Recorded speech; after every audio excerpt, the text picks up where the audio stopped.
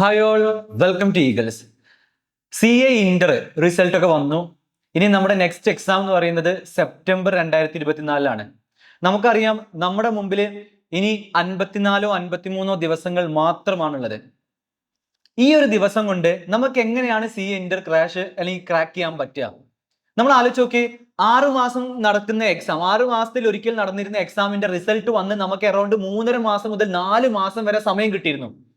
As A institute run ചെയ്യുന്ന ഒരാൾ നിലയ്ക്ക്, ഒരുപാട് വിദ്യാർത്ഥികൾ പഠിപ്പിക്കുന്നു എന്നൊരു നിലയിൽ ഈ 3.5 മാസം മുതൽ 4 മാസം തന്നെ ഒരിക്കലും പല വിദ്യാർത്ഥികൾക്കും സഫീഷ്യന്റ് അല്ലാതെ പോകുന്ന സിറ്റുവേഷൻ ആയിരുന്നു. എന്തായിരുന്നു അവിടെ സംഭവിച്ചിരുന്ന മിസ്റ്റേക്ക്? ഒന്നാമത്തെ കാരണം എന്ന് പറഞ്ഞാൽ റിസൾട്ട് വന്ന് അതിന്റെ ഹാങ് ഓവർ ഒക്കെ മാറി കംപ്ലീറ്റ്ലി പഠനത്തിലേക്ക് കയറാൻ വേണ്ടി അറൗണ്ട് ഒരു 1.5 മാസം സമയം എടുക്കും. എന്നിട്ട് അവസാനത്തെ എക്സാമിനോട് അനുബന്ധിച്ചുള്ള 1.5 മാസത്തേക്കാണ് ഇവർ ഒരു പ്രോപ്പർ ആയിട്ടുള്ള പ്രിപ്പറേഷനിലേക്ക് പോയിട്ടുണ്ടാവുക. അത് മതിയാവുകയില്ല, വീണ്ടും ഫെയിൽ ആവും, വീണ്ടും ഇതേ റൊട്ടേഷൻ റിപ്പീറ്റ് ചെയ്യും. ഇപ്രാവശ്യം നമുക്കറിയാം വർഷത്തിൽ 3 തവണ എക്സാം ആയി അല്ലേ? ഈ 3 തവണ എക്സാം നടത്തുന്നത് ഒരിക്കലും സ്റ്റുഡൻസ് പെർസ്പെക്റ്റീവിൽ ബെറ്റർ ആയിരിക്കും എന്ന് ഞാൻ എന്ത് ചെയ്യൂല, സജസ്റ്റ് ചെയ്യൂല. ഒന്നാമത് ഇത് ഇൻസ്റ്റിറ്റ്യൂട്ടുകൾക്കും, പ്രൈവറ്റ് ആയിട്ടുള്ള ഇൻസ്റ്റിറ്റ്യൂട്ടുകൾക്കും ഫാക്കൾട്ടീസിനും നല്ല ഡേറ്റ്സുകൾ കിട്ടാനും സാലറി ഉണ്ടാക്കാനും പൈസ ഉണ്ടാക്കാനും പറ്റിയ അവസരം. അതുപോലെ തന്നെ ICAIക്ക് നല്ല എമൗണ്ട് ഓഫ് എക്സാമിനേഷൻ ഫീസുകൾ കിട്ടി ആ തരത്തിലുള്ള ബെനിഫിറ്റും ഉണ്ടാവും. സ്റ്റുഡൻസ് പെർസ്പെക്റ്റീവിൽ നോക്കുകയാണെങ്കിൽ ഒരിക്കലും 100% ഇത് എഫക്റ്റീവ് അല്ല.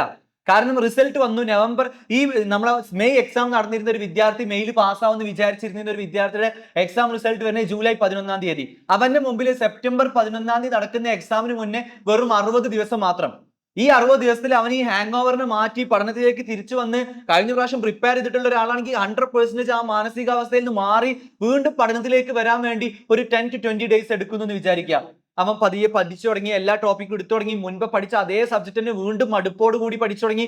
ഈ തരത്തിൽ മെന്റാലിറ്റി ആകെ ഡൗൺ ആയി, ഡിപ്രസ്ഡ് ആയി, വീണ്ടും ആർജവത്തോടു കൂടി പഠിത്തം ഏറ്റെടുത്ത് നടത്തുമ്പോഴേക്കും അവന്റെ മുമ്പിൽ ആകെ ഉണ്ടാവും 30 ദിവസത്തേക്കാരം. എങ്ങനെ 30 ദിവസം കൊണ്ട് പാസ്സാവും?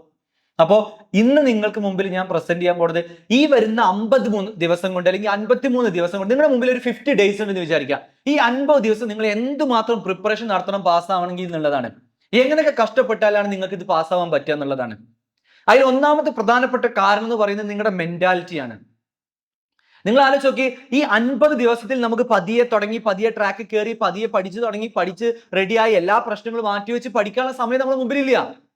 100% ഫുൾ ടൈം. അതായത് ഒരു പഠിക്കുന്ന കുട്ടിയെ അപേക്ഷിച്ച് അയാളുടെ മനസ്സിപ്പോ എങ്ങനെയൊക്കെയാണെന്ന് അറിയോ? ഫുഡ് കഴിക്കാൻ ടൈം ഉണ്ടാവില്ല, കിടക്കാൻ ടൈം ഉണ്ടാവില്ല, ഉറങ്ങാൻ സമയം ഉണ്ടാവില്ല, മറ്റൊരു കാര്യത്തിനും ഒരു സെക്കൻഡ് ടൈം കിട്ടാത്ത തരത്തിൽ ഓടേണ്ടി വരും. എന്നാലേ ടോപ്പിക്ക് തീരുള്ളൂ. 3 സബ്ജക്റ്റ് ഉള്ളൂ അല്ലെങ്കിൽ 6 സബ്ജക്റ്റ് ഉള്ളൂ, ഈ ദിവസങ്ങൾ കൊണ്ട് ഇത് തീർക്കണം, ഒരു വട്ടം പഠിച്ചതല്ലേ, ഇതൊക്കെ അറിയാവുന്നതല്ലേ എന്ന് വിചാരിക്കുന്നത് ഏറ്റവും വലിയ മണ്ടത്തരം. നമ്മൾ ചെയ്യുന്ന ഏറ്റവും വലിയ മണ്ടത്തരത്തിൽ ഒന്നതാണ്. കഴിഞ്ഞ വർഷം പഠിച്ചതല്ലേ, ഇപ്പൊ തൊട്ടല്ലേ, ഇത് ഓർമ്മയുണ്ട്, ഇതൊന്നും കുഴപ്പമില്ല, അറിയാത്തമൊക്കെ ഇരിക്കാം. അറിയുന്നതിൽ നിന്ന് വീണ്ടും നമ്മൾ മാറും. ഇത് മാറ്റം വരുത്തി നമുക്കൊന്നും അറിയില്ല, 100% എല്ലാ ഏരിയസും നല്ല ലെവലിൽ റിവിഷൻ ചെയ്യണം എന്നുള്ള ലെവലിൽ നിങ്ങൾ പഠിച്ചു തുടങ്ങണം. അപ്പൊ ശ്രദ്ധിക്കേണ്ട കാര്യം എന്താ? മൈൻഡ് സെറ്റ് ആണ് ഞാൻ പറഞ്ഞത്. നിങ്ങളുടെ മൈൻഡ് എല്ലാ ദിവസവും ഇതിന്റെ പിറകെ ഓടി 100% ഇതിന് പിന്നാലെ ഓടുന്ന തരത്തിലായിരിക്കണം. രണ്ടാമത്തെ കാര്യം എന്ന് പറഞ്ഞാൽ, ഇന്ന് പഠിക്കുന്ന ടോപ്പിക്ക് പിന്നെ റിവിഷൻ ചെയ്യാനല്ലാതെ ഒരിക്കലും രണ്ടാമത് പഠിക്കാൻ ടൈം കിട്ടൂല എന്ന ഉറപ്പിൽ അത്രയും ഫോക്കസ്ഡ് ആയി, അത്രയും കൺസെപ്റ്റുവൽ ക്ലാരിറ്റി വരുന്ന തരത്തിലേക്ക് വളരെ ഡീപ്പായിട്ട് പഠിക്കാൻ ശ്രമിക്കണം.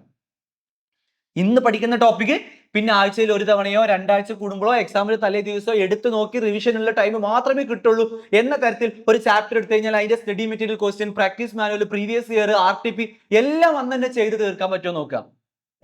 നമ്പർ ഓഫ് റിവിഷൻ കൗണ്ട് കൂട്ടുക എന്നുള്ളതാണ്. നിങ്ങൾ ആലോചിച്ച് നോക്കിയേ, നമ്മൾ ചിലപ്പോഴും പറ്റുന്ന മിസ്റ്റേക്ക്, അല്ലെങ്കിൽ പലപ്പോഴും പല വിദ്യാർത്ഥികൾക്കും പറ്റുന്ന ഒരു മിസ്റ്റേക്ക് എന്ന് പറഞ്ഞാൽ ഒരു തവണ അല്ലെങ്കിൽ 1-2 തവണ മാക്സിമം റിവിഷൻ എത്തുക. പല ആളുകൾക്ക് 3-4 തവണ റിവിഷൻ എത്തേണ്ടി വരും. അപ്പോൾ നമ്പർ ഓഫ് റിവിഷൻ കൗണ്ടുകൾ കൂട്ടാൻ നോക്കുക. വേഗം ഒരു വട്ടം റിവിഷൻ ചെയ്ത് കഴിഞ്ഞിട്ട് അടുത്ത റൗണ്ട് റിവിഷൻ ചെയ്യുക. അപ്പൊ എല്ലാ സബ്ജക്റ്റും, ഇപ്പോൾ ഒരു സിംഗിൾ ഗ്രൂപ്പ് നോക്കുന്ന ഒരാളാണെങ്കിൽ ഒരു ഗ്രൂപ്പ് മുഴുവൻ പഠിച്ചു കഴിഞ്ഞിട്ടാണ് അടുത്ത റിവിഷൻ തുടങ്ങേണ്ടതല്ല. ഒരു ചാപ്റ്റർ പഠിച്ചു കഴിഞ്ഞാൽ അത് അടുത്ത ആഴ്ചയിൽ ഒരു തവണ ഇടാൻ നോക്കുക. അത് കഴിഞ്ഞ് വീണ്ടും അടുത്ത ആഴ്ചയിൽ ഒരു തവണ റിവിഷൻ ഇടാൻ നോക്കുക. അങ്ങനെ എക്സാം കണ്ടിന്യൂസ് നടക്കുന്നത് വരെ ആദ്യം മുതൽ പഠിക്കുന്ന എല്ലാ ടോപ്പിക്കുകളും, ഇപ്പൊ 50 ദിവസമാണെങ്കിൽ 1ാമത്തെ ദിവസം പഠിക്കുന്ന ടോപ്പിക്ക് 50ാമത്തെ ദിവസം എത്തുമ്പോഴത്തേനും ഒരു 5 തവണയെങ്കിലും റിവിഷൻ കഴിഞ്ഞിരിക്കണം. അതായത് ഒരു 10 ദിവസം ഗ്യാപ്പ് ഇടുമ്പോഴെങ്കിലും നിങ്ങൾ എന്ത് ചെയ്യണം? ആ ഒരു ചാപ്റ്റർ റിവിഷൻ നടത്തുന്ന ടൈപ്പിലേക്ക് റിവിഷൻ എന്ത് ചെയ്യണം? പ്ലാൻ ചെയ്യണം. നമ്പർ ഓഫ് കൗണ്ട് റിവിഷൻ കൂട്ടുക എന്നുള്ളതാണ്. പിന്നെ അതുപോലെ മറ്റൊരു മിസ്റ്റേക്ക് എന്ന് പറഞ്ഞാൽ പല കുട്ടികൾക്കും വന്നുകൊണ്ടിരിക്കുന്നത്, അവർക്ക് എക്സാം എഴുതിയപ്പോഴാണ് ഞാൻ ഇത്രയും പഠിച്ചിട്ട് മിസ്റ്റേക്ക് വന്നല്ലോ എന്നുള്ളത്. അതിന്റെ കാരണം എന്താണെന്നറിയോ? റിട്ടേൺ പ്രാക്ടീസ് ആണ്. അതായത് എഴുതി പഠിക്കുന്നില്ല. ഞാനിവിടെ പലപ്പോഴും പല കുട്ടികളെയും പഠിപ്പിക്കുമ്പോൾ നോക്കുന്ന കാര്യമാണ്. അതൊക്കെ പറയാൻ നല്ല ഈസി ആയിട്ട് കിട്ടുന്നുണ്ടാവും. സാർ ഇതൊക്കെ അറിയാം, ആ ചാപ്റ്റർ അറിയാം, കോസ്റ്റ് ഓഫ് ക്യാപിറ്റൽ അറിയാം, വർക്കിംഗ് ക്യാപിറ്റൽ അറിയാം, ഇതൊന്നും കുഴപ്പമില്ല. പക്ഷെ എക്സാമിന് എഴുതുന്ന പോലെ എഴുതി പരിശീലിക്കാത്തതുകൊണ്ട് തന്നെ ആ ഒരു പ്രസന്റേഷൻ സ്കില്ല് കിട്ടാത്തതുകൊണ്ട് മാർക്ക് വരില്ല.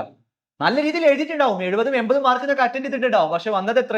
37, 40, 42 മാർക്ക്. എങ്ങനെയെങ്കിലും കഷ്ടിച്ച് പാസ്സാവും, അല്ലെങ്കിൽ പൊട്ടും. എന്താണ്? പ്രസന്റേഷൻ മിസ്റ്റേക്ക് ആണ്. അതിന് റിട്ടേൺ പ്രാക്ടീസ് വേണം, എഴുതി പഠിക്കണം.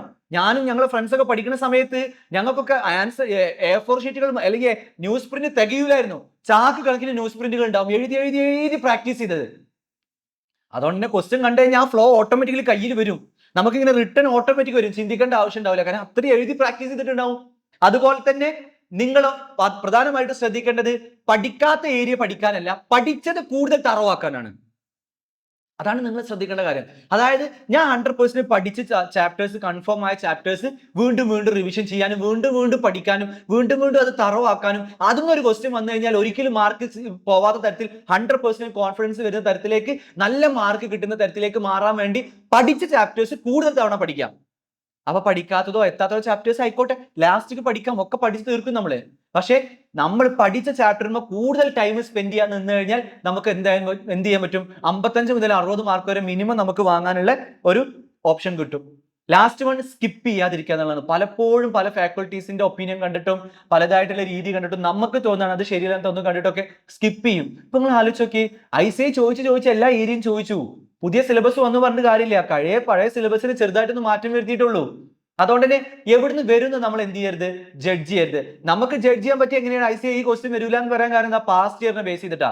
ഇപ്പൊ പുതിയ ക്വസ്റ്റ്യൻസുകൾ പല ഏരിയയിൽ ചോദിച്ചു തുടങ്ങി, അതായത് വളരെ നോർമൽ ആയിട്ടുള്ള സിമ്പിൾ കാര്യങ്ങൾ ചോദിച്ചു തുടങ്ങി. നമ്മൾ സ്കിപ്പ് ചെയ്തിട്ടുണ്ടാവും, നമുക്കറിയാം. പക്ഷെ എന്താ എഴുതാൻ കിട്ടാത്തത്? നമ്മൾ അതിനെ കാര്യമായിട്ട് നോക്കിയിട്ടുണ്ടാവില്ല, അവിടുത്തെ പോയിന്റ്സ് ഓർമ്മ കിട്ടൂല. അതുകൊണ്ട് സ്കിപ്പിംഗ് എന്ന് പറയുന്ന സംഭവം എന്ത് ചെയ്യാം? ഒഴിവാക്കുന്നല്ല. ദെൻ നിങ്ങൾ അടുത്ത ശ്രദ്ധിക്കേണ്ട കാര്യം സബ്ജക്ട് വൈസ് സ്കോർ ചെയ്യാൻ പഠിക്കുക എന്നുള്ളതാണ്. ഇപ്പൊ ഫസ്റ്റ് ഗ്രൂപ്പ് പ്രിപ്പയർ ചെയ്യുന്ന ഒരാളാണെങ്കിൽ അയാൾ ലോയിലോ ടാക്സിലോ അഡ്വാൻസ് അക്കൗണ്ട്സിലോ ഏതിലാണ് ആൾക്ക് ഏറ്റവും കൂടുതൽ ഗ്രിപ്പ്, ഒരു സബ്ജക്റ്റിലും മിനിമം നല്ല രീതിയിൽ സ്കോർ ചെയ്യാൻ പഠിക്കണം. അപ്പൊ ബാക്കി സബ്ജക്ട് കൂടി കൂട്ടുമ്പോൾ ടോട്ടൽ 150 എന്ത് ചെയ്യും? കവർ ആവും. ബോത്ത് ഗ്രൂപ്പ് കിട്ടാതെ 140ക്ക് എബോവ് വന്നിട്ട് ഒരുപാട് പേര് ഫെയിൽ ആയി. സിംഗിൾ ഗ്രൂപ്പ് കിട്ടാതെ, ബോത്ത് ഗ്രൂപ്പ് കിട്ടാതെ ഒക്കെ. എന്തുകൊണ്ടാണ് ഈ എടുത്തെത്തിയിട്ട് പൊട്ടുന്നത്, അഗ്രിഗേറ്റ് കിട്ടാതെ പൊട്ടുന്നത്? അത് സബ്ജക്റ്റിലുള്ള സ്കോറിംഗ് നമുക്ക് അറിയാത്തോണ്ടാണ്. നമുക്ക് ഏതൊക്കെ സബ്ജക്റ്റിലാണ് സ്കോർ ചെയ്യാൻ പറ്റുക? ICIയുടെ ഒരു ചരിത്ര പ്രകാരം ഏത് സബ്ജക്റ്റിലാണ് കുട്ടികൾ കൂടുതൽ സ്കോർ ചെയ്യുന്നത്, അത്രയും സബ്ജക്റ്റിൽ കൂടുതൽ എഫേർട്ട് ഇട്ട് അത് കൂടുതൽ സ്കോർ ചെയ്യാൻ ശ്രമിച്ചു കഴിഞ്ഞാൽ ഓട്ടോമാറ്റിക്കലി മറ്റെല്ലാ സബ്ജക്റ്റും കൂടി കൂടുമ്പോൾ അതിൽ കൂടുതൽ കിട്ടിക്കഴിഞ്ഞാൽ നമുക്ക് അഗ്രിഗേറ്റ് അടിക്കാൻ പറ്റും.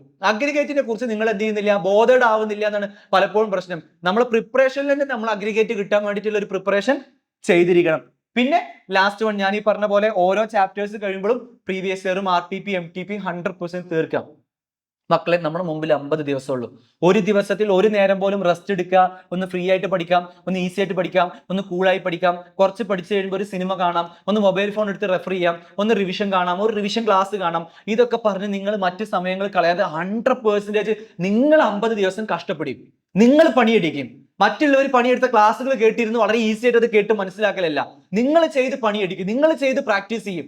ഈ 50 ദിവസം നിങ്ങളുടെ ലൈഫിൽ ഏറ്റവും ഇമ്പോർട്ടന്റ് ആയിട്ടുള്ള സാക്രിഫൈസിങ് പീരീഡ് ആയിട്ട് നിങ്ങൾക്ക് ആലോചിച്ചേക്കാൻ പറ്റണം.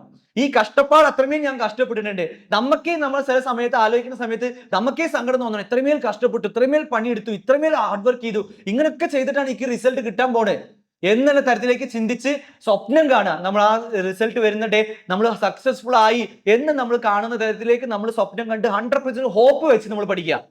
ആ തരത്തിൽ ഹോപ്പ് വെച്ച് പഠിക്കാൻ നിങ്ങൾക്ക് പറ്റിക്കഴിഞ്ഞാൽ ഈ വരുന്ന 50 ദിവസം കൊണ്ട് നിങ്ങൾക്ക് എന്ത് ചെയ്യാൻ പറ്റും? പാസ്സാൻ പറ്റും. അതിനൊരു പ്രതീക്ഷ വേണം, ഞാൻ ഈ 50 ദിവസം കൊണ്ട് ഫിനിഷ് ആവും. ചിലർ എന്താ ചെയ്യാന്നറിയോ? സെപ്റ്റംബർ കിട്ടില്ലെങ്കിൽ ജനുവരിയിൽ എഴുതാം, ഒന്ന് ശ്രമിച്ചു നോക്കാം. നോ, ശ്രമിക്കലല്ല, കിട്ടിയേ പറ്റുള്ളൂ. നിർബന്ധമായിട്ട് ഈ അറ്റംപ്റ്റിൽ കിട്ടിയേ പറ്റുള്ളൂ. തീരുമാനം എടുക്കുന്നിടത്ത് നിങ്ങൾക്ക് എന്ത് ചെയ്യാൻ പറ്റും? റിസൾട്ട് ഉണ്ടാവാനും പാസ്സാവാനും തുടങ്ങും. നിങ്ങൾ ഈ പ്രിപ്പറേഷനുമായി ബന്ധപ്പെട്ട് നിങ്ങൾക്ക് എന്തെങ്കിലും ഡൗട്ടുകൾ ഉണ്ടോ? താഴെ കമന്റ് ചെയ്യുക. ഇത് ഇഷ്ടപ്പെട്ടു, ഇത്തരം വീഡിയോകൾ ഉപകാരപ്പെടുന്നുണ്ടെന്ന് തോന്നിക്കഴിഞ്ഞാൽ ചാനൽ സബ്സ്ക്രൈബ് ചെയ്യുക. Wish you all the best.